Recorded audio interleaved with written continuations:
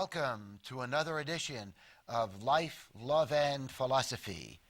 This is the second in a series of programs I'm doing on the very famous emperor-philosopher Marcus Aurelius. Marcus Aurelius's life was unusual in that he made significant contributions to humanity as both a very good emperor of the ancient Roman Empire and also as a Stoic philosopher. Marcus Aurelius was the leader of the Roman Empire for approximately 19 years, and at that time, the Roman Empire was the greatest empire then known to man. Historians tell us that Marcus Aurelius was truly concerned with the happiness of his subjects and was well known for his justice and humanity. Indeed, Marcus Aurelius may have been the best in a long line of Roman emperors. He, of course, is also famous as the author of what is arguably the best self-help book ever written by a philosopher. The title of the book is The Meditations of Marcus Aurelius. The book was Aurelius's private journal in which he recorded his observations about life and people, and also reminders to himself about how to live a more fulfilling life. You can buy this book today at any good bookstore. At least 2 American publishers publish it. One publisher has given the book the title, The Emperor's Handbook. Another publisher has given the title that is usually given to it, and that is The Meditations of Marcus Aurelius. Plato claimed that the ideal government would not be a democracy, but rather a government led by philosopher kings. There are historians who claim that Marcus Aurelius was the embodiment of Plato's concept of the philosopher king. Let me provide now a very brief review of the first segment I did on Marcus Aurelius. I pointed out to you that his book was originally his private journal, and that in his journal, Aurelius reminded himself, and through his book, us, about what is important in life and what we can all do again to live more satisfying lives. He points out that it's very important that we all learn from experience, and he says we must methodically and accurately examine every one of our life's experiences. He also points out that we bring much pain on ourselves by how we react, especially to the negative experiences in our lives. He also reminds himself, and again through his book, reminds us, that difficulties have been a part of everyone's life who has ever lived. He also says that we must learn from life's difficulties. Indeed, here are his own words. A man becomes better and more praiseworthy by the right uses he makes of adversity. By the right uses he makes of adversity. Aurelius believed the good life consists of the following: cultivating a thorough insight into things. What does that mean? It means that we must cultivate a wholesome understanding of ourselves and of life.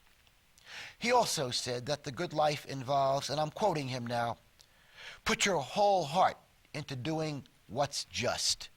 In other words, we should work at loving other people.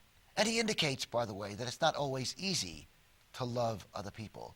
But he believed that if we are to lead more joyful lives, it's very important for all of us to work at loving other people. And he also said this, and I'm quoting him, know the joy of life by piling good deed on good deed, so that no rift or cranny exists between them. Aurelius raises the question, should we be interested in what other people think of us? And here is his response, and I'm quoting him. In every action, let your own self-approval be the sole aim. Again, in every action, let your own self-approval be the sole aim. He goes on to say in his journal that it is strange that people often attach much more importance to what other people think of themselves than what they themselves think of themselves. Again, his own words. I often marvel how it is that a man should value his own opinion of himself less than that of others. He goes on to say, so much more regard have we for the judgment of ourselves by others than the judgment of ourselves by ourselves. An important reason Aurelius believed we should not attach much importance to what other people think of us is that he believed that it's only a minority of people who are very moral. And in other words, if we are seeking the approval of most human beings, it means we are seeking the approval of many people who are not especially good people. Aurelius wrote of the prevalence, and I'm quoting him now, the prevalence of falsehood and double dealing in the world. And he gave himself this advice in his journal. He said this, and again I'm quoting him, and I must preface this by saying this is not pretty. Again, remember, this is his own advice to himself. And again, remember, when he wrote this, he was the emperor of the Roman Empire. He said this, and again, I'm quoting him. Begin each day by telling yourself, today I shall be meeting with interference, ingratitude, and insolence, and also disloyalty, ill will, and selfishness, all of them due to the offender's ignorance of what is good and evil. Again, he is suggesting to himself, and through his journal, suggesting to us that we remind ourselves each day that we will be meeting with ingratitude, interference, insolence, disloyalty, ill will, and selfishness. And again, he said all of this is due to the offender's ignorance of what is good and evil. And you might wonder, what does he mean by the last part of that sentence? Well, he's talking about what he perceived to be the blindness in people. He believed that if people weren't so blind, they would see that it would be in their best interest not to be disloyal, not to express or behave in a way which demonstrates ill will towards other people. Elsewhere, Aurelius described people as being vain and fickle. Those are his words. He saw the majority of people as being vain and fickle. But, and this is a big but, he quickly adds that we must not use this as an excuse to treat other people unfairly. Here are his own words. In this life, one thing only is of precious worth: to live out one's days in truthfulness and fair dealing, and in charity, even with the false and the unjust. Remember, Aurelius was a Stoic philosopher. The Stoics believed there is a moral order in the universe. They believed that happiness stealers hurt themselves. Indeed, Aurelius said this, and again I'm quoting him: "The sinner sins against himself. The wrongdoer wrongs himself, becoming the worse by his own action." Seneca, another very famous philosopher, Stoic philosopher, and you recall I did a 3-part series on Seneca recently. Seneca shared Marcus Aurelius's low opinion of average human nature. Indeed, Seneca put it this way: "Sometimes we are gripped by a hatred of the human race." He went on to say, and again I'm quoting Seneca, "When you consider how you scarcely ever find loyalty except when it is expedient, and what a host of successful crimes you come across, and how ambition often acquires a luster of viciousness." Henry David Thoreau had read the Stoic philosophers and very much appreciated them, and indeed based his life in some measure on the philosophy of the Stoics. Thoreau said this about human nature, and I'm quoting Thoreau: "There is but little virtue in the action of the masses of men." You might recall that Thoreau died in 1861, so that he lived at a time when slavery was legal in America. Indeed, when Thoreau died, there were about 4 million slaves in America. Thoreau was enthusiastically anti-slavery. In fact, he was part of the Underground Railroad.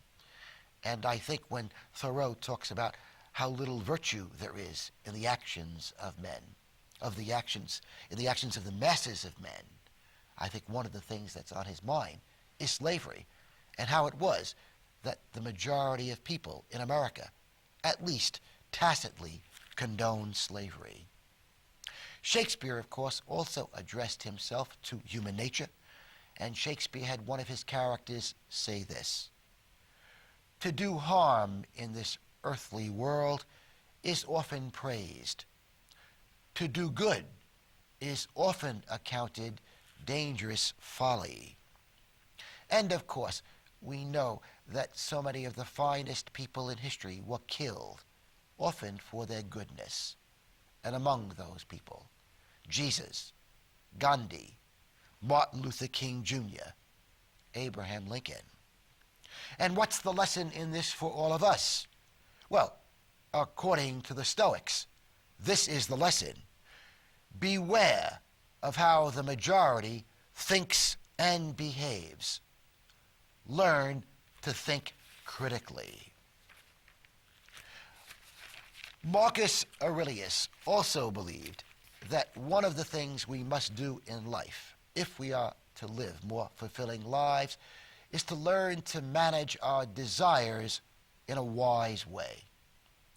Aurelius believed that all of us are bundles of desires. We have desires for pleasure, approval, money, status, among others. There is a consensus among the famous thinkers that our desires can be a cause of both happiness and unhappiness. The idea is that we must learn to deal with our desires in a wise manner. There is a consensus among the great thinkers that there should be a proper limit to our desires.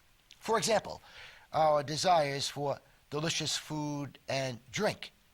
The idea is we should not desire to consume as much food and drink as we want, but rather we should consume as much food and drink that is good for us. And the same thing, of course, would apply to sex. We should also realize that certain desires can never be satisfied. Aristotle addressed himself to this idea. Aristotle said, that our desire for pleasure, for example, is insatiable, that we can never get enough of pleasure. He went on to say that we have many appetites that can never be satisfied. The philosopher Lucretius, famous philosopher of antiquity, said this: "If you wish to make someone rich, do not give him more money, but rather help that person to reduce his desires." Well, what did Marcus Aurelius, in a very specific way, have to say about desires? Well, since he was a Stoic philosopher, I assume that you've already guessed what his attitude was. He said this, and I'm quoting him: "Desires should be restrained to the utmost." He went on to say this, and again I'm quoting him: "Where one man prays, 'Grant that I may possess this woman,' another man prays, 'Grant that I may not lust to possess her. Grant that I may not lust to possess her.'" Why so? Well, the idea is that lust is a state of tension, a state of anxiety. And the Stoic philosophers believed that our desires for pleasure, approval, money, and status often cause us tension and stress. It is interesting that in Buddhism, the basic belief concerning our unhappiness is that the chief cause of unhappiness in life is our craving, our desires. Indeed, the Buddhists claim that if we are living wisely, we should, for the most part, aim for a state of desirelessness. Desirelessness. The Buddhists claim there are only several desires in life that are worthwhile. There are only several desires we have that can help us live a fulfilling life. And what are those desires? Well, the Buddhists believe, the most wholesome desires are desires for wisdom, the desire to be a virtuous person, in other words, a decent person, and the desire to be of service to other people. There is a consensus among psychiatrists that one of the main causes of unhappiness in life are unrealistic expectations. Psychiatrists tell us that most of us, if not all of us, have unrealistic expectations about marriage, about having children, about being single, about having expensive possessions, about having high social status. And the idea is unrealistic expectations go hand in hand with unrealistic desires.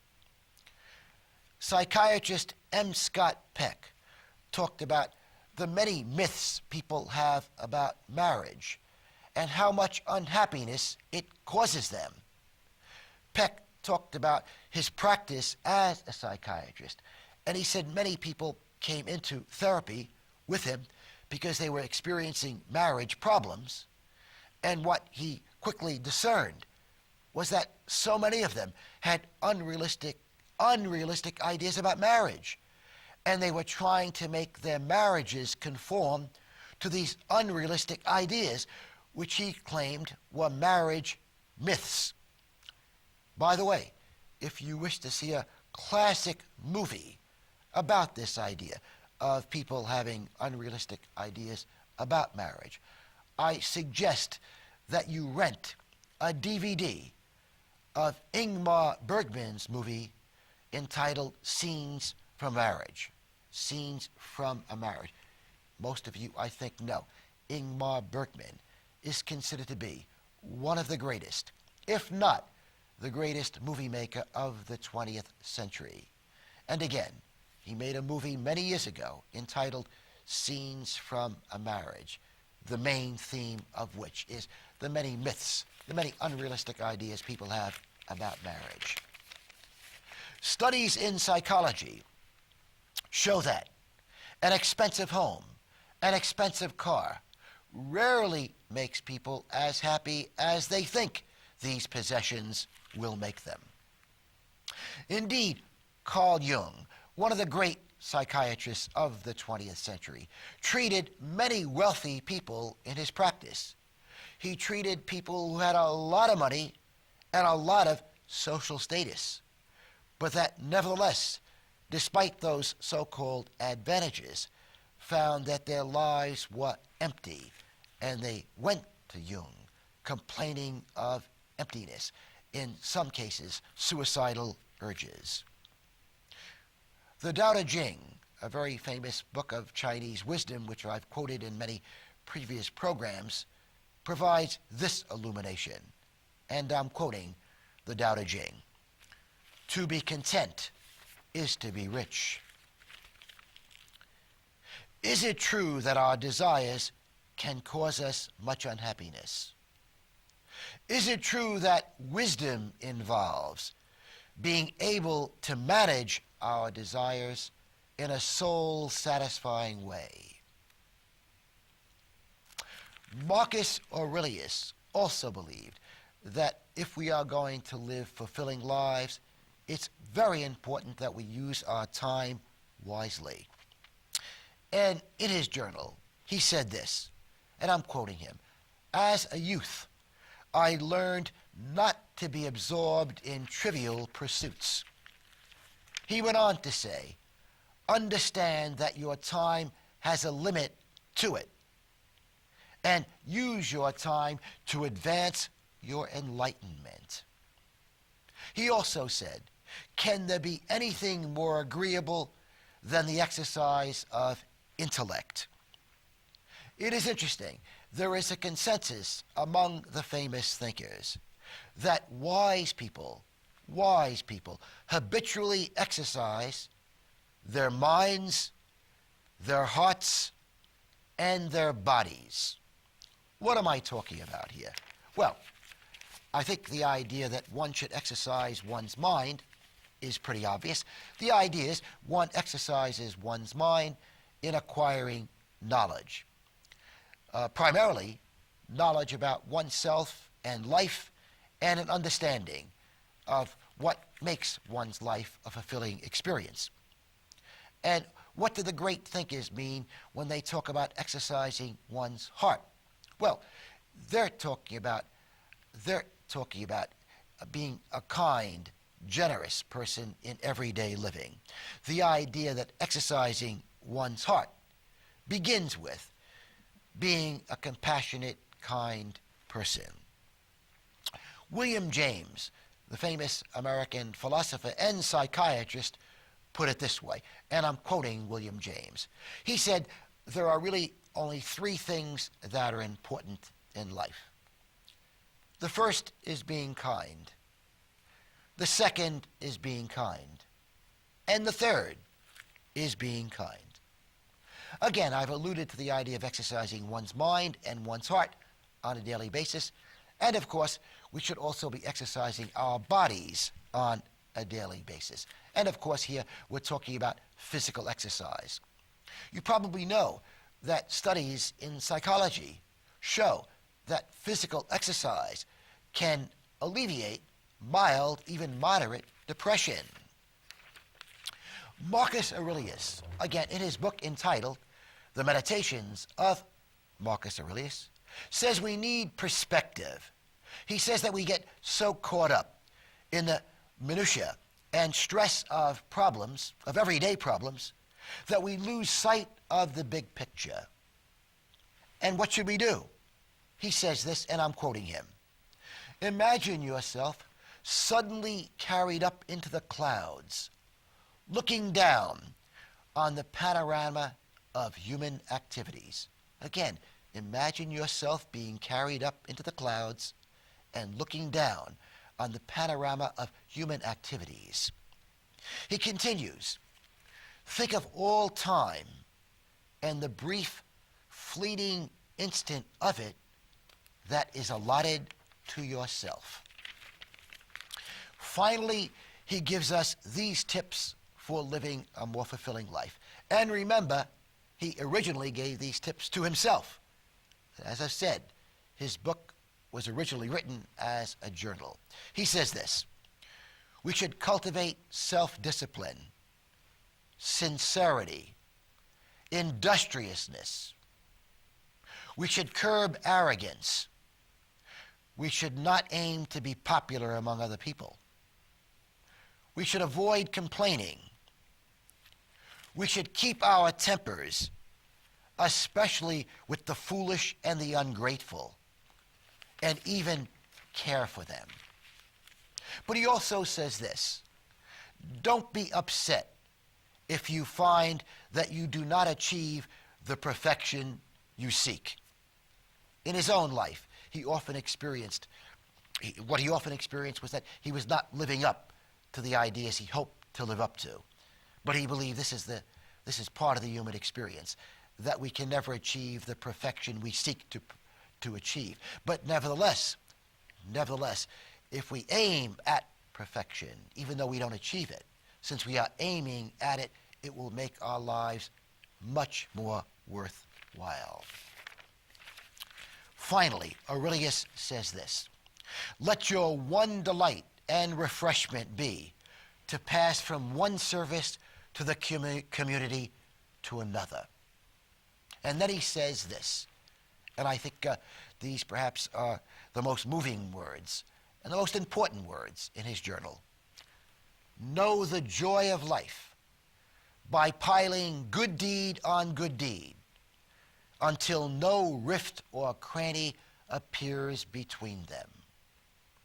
Finally, Henry David Thoreau reminds us that we are all artists. In his masterpiece, Walden, Thoreau penned the following words: to affect the quality of the day, that is the highest of arts.